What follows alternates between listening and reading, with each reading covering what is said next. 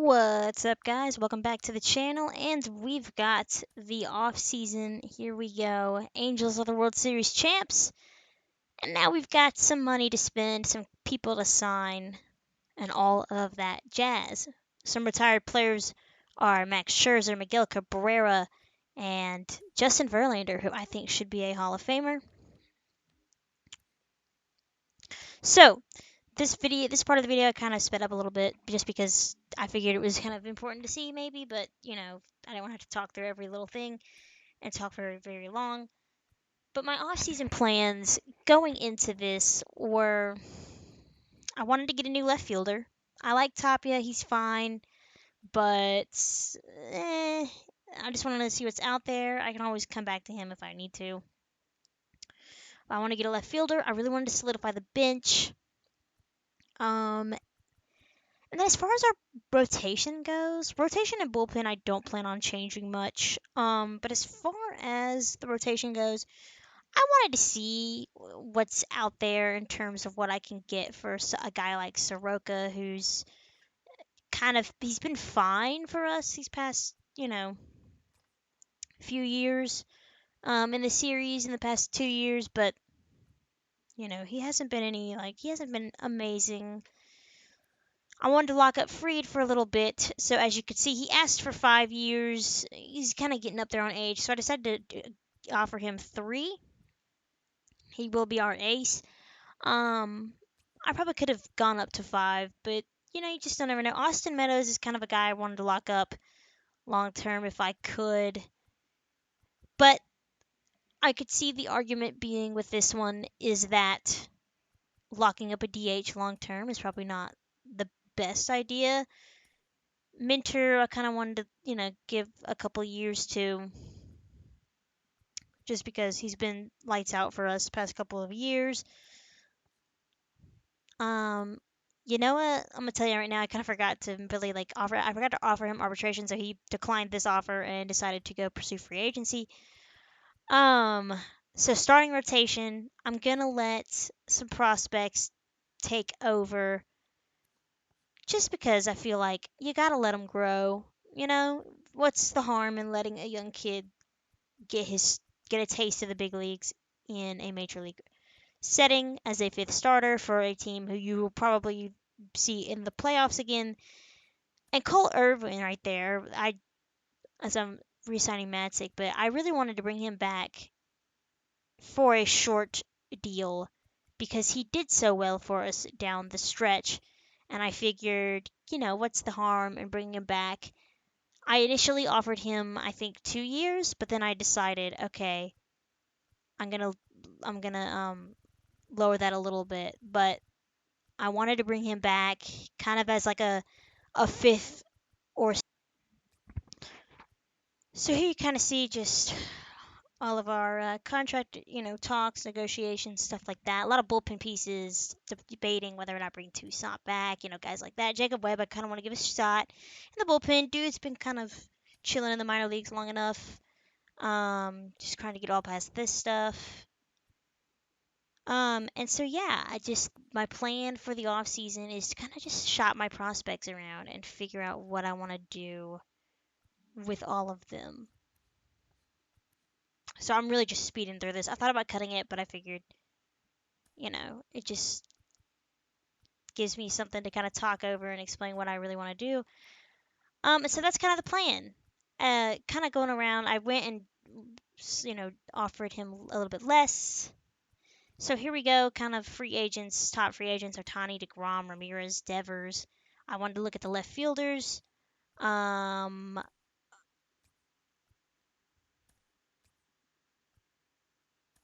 Kind of just those are all the draft picks. But anyways, I want to look at outfielders. Renfroe, Haniger are available, but their native position is right field. So then I decided, okay, Jesse Winker could be a really good option. I don't love Winker. I was looking at Hap. And just kind of, seeing what I could get for Hap. And kind of debating over their, looking over their stats, Hap versus Tapia. And Hap is a little younger, I think. So I'm more interested in what he has to offer. He has had a better year than Tapia, and so I just decided to kind of go with that. So there you see we have offers out to Hap, Hicks, and d'Arnaud. Hicks to kind of solidify the bullpen a little bit, and d'Arnaud and Contreras just because d'Arnaud is decent for us, so I figured why not bring him back. And Fried there has signed a 3-year deal, headed to the Cubs for 5 years, 90 mil. So not bad, not bad. Kind of just seeing where everything is falling. Just looking around, Winker. The Cubs are trying to bring back Hap. Some decent players out there. Tapia doesn't have any offers. There's the big money signing, Shohei Ohtani to the Cardinals, $35 million a year for 10 years. Dude wanted to get paid, deserved it. So that's pretty great. Devers goes to the Sox for 7 years. Marquez back to the Rockies for 4 years, 51 mil. So Gene Segura for 3 years, 27 million. Not quite sure why you'd ever give Gene Segura $9 million, but you do you, Philadelphia. DeGrom not really fielding much offers. Flaherty, Urias, Hendricks still out there. Grandal, Chapman, a lot of good players are available. So there's the Ohtani. And as you can see, so far, fairly quiet. Nothing too crazy as we enter in mid-November. Can't really complain much here as far as stuff goes. Jorge Polanco, the Brewers traded for Javier Baez to start the offseason, literally a day after the World Series, and now they have traded for Aaron Bummer. Jack Flaherty to the Giants for 9 years, $23 million. Alberto Mondesi to the Pirates for about $2 million for 6 years. Lucas Giolito to the Cubs. So the Cubs add into their bullpen. Matt Chapman to the Dodgers, $3 million over and $50 million over 5 years. Glasnow to the Padres. So the NL West is looking like it's going to be interesting. Jesse Winker to the White Sox. You gotta love it. You gotta love all these things happening. Julio Urias to the Reds. That's interesting. Urias and Castillo, a dynamic 1-2 punch for Cincinnati. Hoping their young kids they can build something around those two. They've got 5 years to make something happen. DeGrom gets his 1 year, $34 million deal with the Phillies. Mitch Garver to the Marlins. A lot of flurry of signings.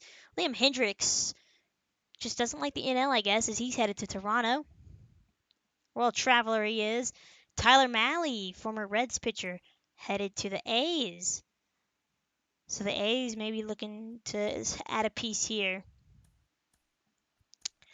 And that will bring us to the end of free agency and to the end of spring training. And so when kind of constructing my lineup and my bench, I signed Corey Dickerson as kind of a bench piece. And I don't know why the AI thinks he should play center field, but that's not going to happen.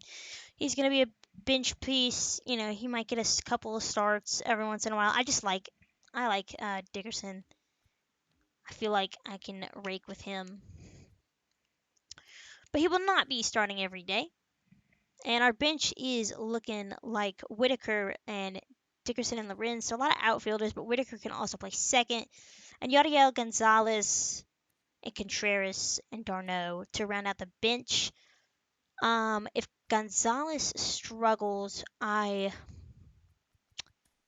So my thought is to let Gonzalez start the year here because he can play everywhere decently.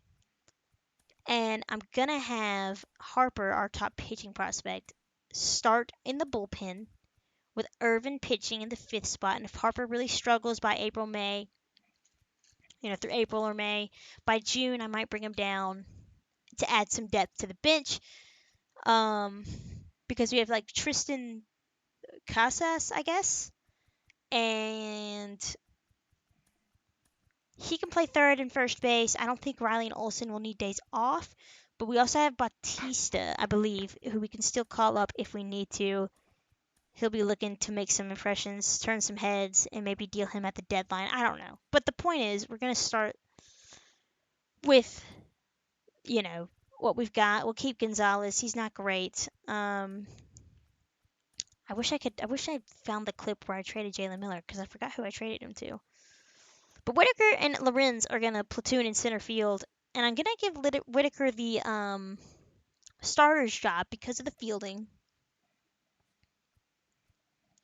But Lorenz is gonna get enough playing time as well.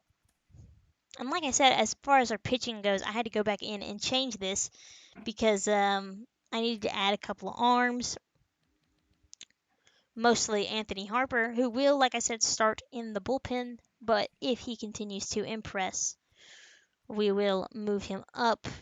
Casas is going to go down to AAA unless Gonzalez struggles, and you just never know. You know, you might have some dudes who are just breaking out.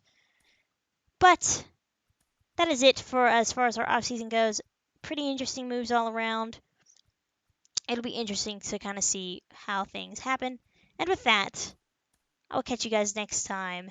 Hope you enjoyed the video. Hope you're ready for opening day, as I'm going to update the trade block. As you can see, Soroka available to be traded. But I'll catch you guys next time. Take care.